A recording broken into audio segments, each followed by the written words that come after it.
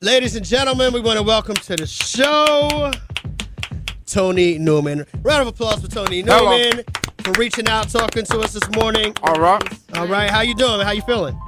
I'm feeling good. Thank you for having me. Absolutely. All right. So you have the book out, and just give us a little bit of a background on who you are and what this book is about. This book covers a 25-year journey from Jacksonville, North Carolina, to Wake Forest University, to street prostitution, to me transforming from a male to a female, to now that I'm writing about my 25-year journey while I'm a student in law school.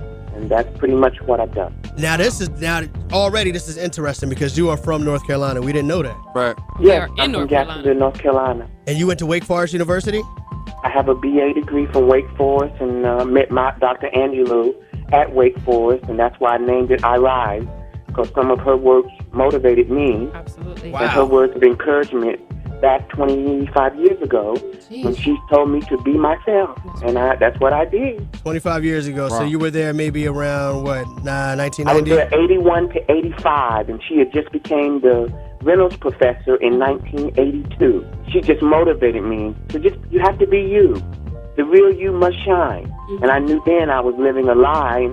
I was cross-dressing at night, but eventually I did in the daytime, and here I am. So at that time, and in your younger life, you were living life as a male. I was born as a man with a penis. Right.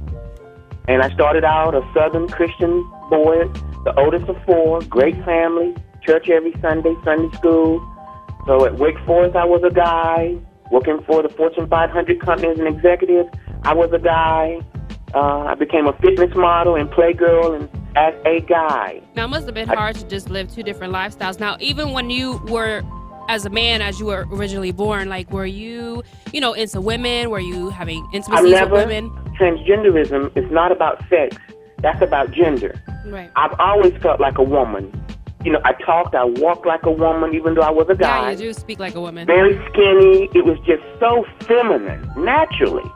My mother said it's such a naturally feminine child. So have you ever been with a woman? I tried it one time. Beautiful girl, her picture's in the book. Right. Back in 20 years ago, and it just, I said, no, this is not going to work. Right. She said, you should try it one time. I said, I'm going to try it with you, because you're pretty. So she And was we tried to go there, nothing moved, nothing shaked. So you didn't get an erection or nothing when you was chilling I with... couldn't get nothing. Damn. When I got with LL Cool J, Hold on, who? when I got with the rapper LL Cool J while street prostitute, You talking about Ladies 13 Love? years ago, Hold on, I got before an you- erection. I don't Okay, even want you to get pause started with on that that. just yet Yes. because we have to take this Okay. break right here. I love And we're going to her. come back and we're going to get right into that, okay? Okay. You're damn right we Hold are. on, honey. All right, once again, we're on the line with Tony Newman, author of the book called I Rise, the controversial coming-of-age novel. Okay. All right, and it's talking a lot about the lifestyle, changing from a Transgender. young boy to an adult transsexual and some of the things that were going on in your life, correct? That's correct. And one of the things you were saying, you had some encounters with some celebrities? I have. I was a street prostitute, and LL picked me up back as a street prostitute working the block, what we call Tranny Row. There were lots of trannies late at night working that block in the day. That's how we all made our money. And what year was that? When did this happen? Like, what time frames? We work good with That was in late 90s, so that was almost 13 years ago. So you're telling me that LL Cool J is cruising a strip and he sees you and picks you up. That is correct. Now, did he know that you were a man? The whole block is full of nothing but transgender. Oh, so he knew There are exactly no what he was women on getting my into. block. He knew. Women work 4 blocks over. Oh, Everybody has All their of them were territories. called chicks with dicks. That's all that we were. That was the term that we were labeled as, chicks with dicks. so he knew what he was getting into. And there was tons of it. So I understand that's not the first time, but I only had a one-time encounter. My understanding others had more, but I had a one-time encounter with him, and nothing bad to say. He was a very nice guy. We're talking about the LL Cool J, the Ladies Ladies Love Love Cool Cool J. J. lady. Yeah. And I've been Mr. Lick Your polygraphed Lips. twice by Secret Service agent Joseph Palioli, who worked for President Kennedy, and I've been polygraphed by one of George W. Bush's ex-Secret Service agents who are professional polygraphers, twice by 2 different people about my encounter with LL Okay, well, let's not move too fast. Take us back to that day, and you're out there working, and you don't know LL Cool J allegedly is about to pull up. So explain to us exactly what happened. And how you felt. Did you notice it was him? At the point when he picked me up, I didn't know who he was with the head and the glasses. Right. Okay. I wasn't aware. I wasn't aware until we got into the encounter and the glasses came off that he was, in fact, LL Cool J. Now, when you saw him, for the first 30 minutes of talking and having a drink, I didn't know who he was. Right. And I said that. I know you. He said, do you really? And I said, yes. And this is our secret, okay? And we went on. No. What are y'all doing for 30 minutes, though? Y'all on a date? Like, if you're on the strip, why he don't just bring you around the corner, you bop him off one time, and then you drop your ass back off on the strip? Why is y'all on a date? This was we had a little liquor in the car. He had a driver. So it was, in fact, the driver who I spoke to first. Okay. He put the window down, and I didn't get in the back of the car until I spoke to the driver. So you got he pulled over, asked me some questions. I said, whatever. He said, get in the back. Okay, so for 30 minutes, you're in the back of the car. It's dark. You guys are sipping on Let's not say something. 30, maybe 15. Okay. You know, So I'm maybe going to say 30 minutes is quite a long time to not, I've really seen look at hundreds somebody. of men in 15 years, so. But it was, 10 or 15, 20 minutes that we actually talked. We did have a little drink. Mm-hmm. There was drinking in the back, and then not until he pulled the head off and the glasses off did I recognize, oh, my God, this is who he was. What was the conversation about all that time? He, what's your name? And at that time, my name on the street was Terry. Where you from? And then after 5 minutes, I want to do this, this, and this. What was that? What did he lay down that he wanted to do? Oh, I've yet to go there. I'm not trying to put him out like that. I mean, he's already put out, sweetie. Hey, yeah, but I'm not trying to get into the sexual, what he did, what I did. We had sex, he and I. When you had sexual encounters with LL Cool J, what, was he the giver? Was he the receiver? How did it work? We were a versatile group. And when I say versatile, that means the other person gives and receives. We were a versatile group. So are you implying that LL Cool J gave you head? I'm implying that I had sex with LL Cool J, yes. Unbelievable, LL Cool J. I believe it. And I will take another polygraph if you so desire. Yeah. Which I've taken 2 already. And I have accumulated 42 other pieces of evidence of over 100 people. They're coming out the woodwork. Well, I'm not even trying to tell their story. I'm just telling you about my one. Well, no doubt. But the National Enquirer asked me, you should say a whole year. You should say you had an affair for a year. Right, I but said, you're telling the truth. I had one time. Right, and That's all I had. Yeah, you're not I over-exaggerating. tested to one time. So what's making I didn't test it 2 times, 3 times, 1 encounter for less than an hour. That's it. Okay, so before we go any further, right? You guys, what is said when it's time for everybody to go their separate ways? They dropped me back off, gave me some little extra, more than what I'd asked for. He, at that point, had been one of the top 5 dates I've ever had. How much money? I made over $500 for a street prostitute doing $50 blowjobs and $100 hotel dates. Right. He gave me 5 times more than I'd already made. Right. And then threw some extra on top of that.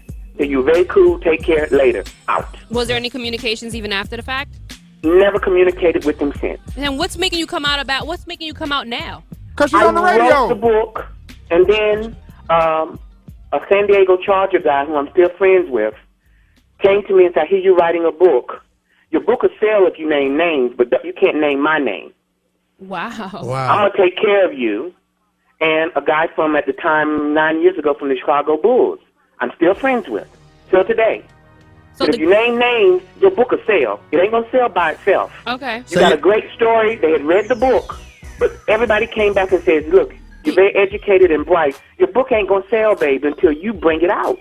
And I'm like, really? I don't want to go there. Well, you did. They said it's not going to sell. So I added them to the book, and all of a sudden, I'm getting published. Right. I'm taking polygraph tests. People want to know. I tried it the regular way. Nobody wants to hear my story. Right. So this when NBA I add player. these names to it and I polygraph, I got evidence on Mr. C. I got evidence on Eddie Murphy. I take a polygraph on LL Cool J. Oh, shit. This bitch is for real. I did the book because everybody looks down on the transgender. Why do these people do this to themselves? None of them have jobs. They are living at home in the day, meeting these people who come to their house, pay them money, do what they do, and they bounce. Like Mr. C. Yeah. Like Mr. C. Now, Mr. C has been going to 14th Street, which is 5 blocks from Hot 97 in New York, for over 20 years. Yeah. He used to drive the van around. Right. The Hot 97 All van? he wants is to get a good blowjob. He said, you girls suck the best dick. Mm-hmm. And yes, he didn't suck nothing. With me, he didn't do nothing anally. It was suck, and he was verbal about it.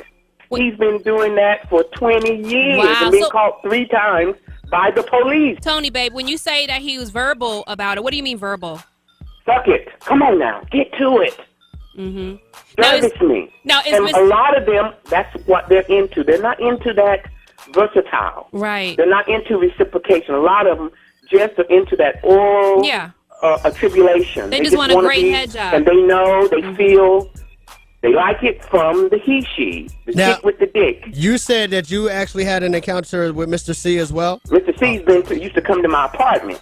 Wow. In New York City. All right. Now, Tony, because I want to be clear about everything. You said you had this encounter with LL. You said you had numerous encounters with Mr. C. Right. And then you said you've had friends that had encounters with Eddie Murphy. I was never picked up by Eddie Murphy, who used to come over from Jersey. Right. He would drive over, never pick me up, went to the car, looked in, that's him. And then the girl says, I got a ticket for the comedy show that he gave me, the Eddie Murphy thing, and he's going to be there. So when your girlfriends would talk about, intimacies with Eddie Murphy, like what was his thing? Was he like Mr. C? He just loves like a big dick. I'm sorry? He loves a big dick. If you don't have a big dick, you don't show a big dick, you can't get a big dick hard, you can't get paid with Eddie. Oh, so he likes to get to He likes cock. He likes dick. You understand, like, how crazy all of this sounds. Like, I just want to, be a voice of reason for a minute and say this sounds so crazy, so extreme. There's going to be plenty of... How do you think these ladies who don't have jobs, how do you think they are existing? No. But you don't see them on a job or going to your schools. They have no education. That's not talking about Donkey from Shrek. How do you think their income is sustaining them? If LL Cool J, Mr. C, or Eddie Murphy was to hear this interview right now, what do you think their response would be? Eddie Murphy said no comment. And what do you think Mr. C said no comment. LL Cool J said it's not true. Of course. The management have already called them. I've asked to meet them in person if they like to meet, take a polygraph for anybody they so desire. Now you have... LL has been rumored, and now there are gay guys that are coming out in the Inquirer, I'm told, with actual proof of him going to sex parties. Wow. So I guess when that comes out, and you see pictures of him, then maybe people believe my story over the last 15 years. This guy's been doing this. Now you have mentioned before, we have some paperwork that's saying you were pretty much, paid off? Almost paid off? About to be paid off? A couple mil? LL Cool J paid the Inquirer. That's how the story broke him. Over $1 million to hush the story. The guy, Jackie Jasper, found a contract I signed with the Inquirer. Right. Talked to the polygrapher. Right. He said, I gave her a mini test. She passed on every question. Wow. I used to work for President Kennedy. I know a liar when I meet one. Right. I thought this was bullshit when they came in the office. I said, oh, here we go. Right. LL, I worked for President Kennedy. I protected him with my life. Right. I wrote 4 books. She's not lying. And I took another one with another guy from the CIA. The same shit with someone else. This is how we know it's true. What year did you take these polygraph tests? I took it February and took one in March. This year? This year. All right, again, we have Tony Newman on the line, author of the book I Rise, the controversial coming-of-age novel by Tony Newman. Tony Newman. They said it'll bring tears of joy and perseverance is what it says on the paper. From the street to a good life. That's perseverance. All right, so babe, where can people get this book at? The book is on Amazon, Barnes & Noble, Kindle, iPad, e-reader, on every Google, ebook, on about 200 stores online. So look for I Rise by Tony Newman, and you will find it. All right, Miss Tony, when are you coming back to North Carolina? Probably for a family reunion in November. Okay. Well, you got to make sure you let us know because we have to have cocktails together, okay? Okay. Tony, why do I got a feeling you would love some cocktails? I've loved cocktails for almost 30 years. Yeah, I bet. I love you, Tony. Make sure you call. All right, my truth, baby. Thank you for the time.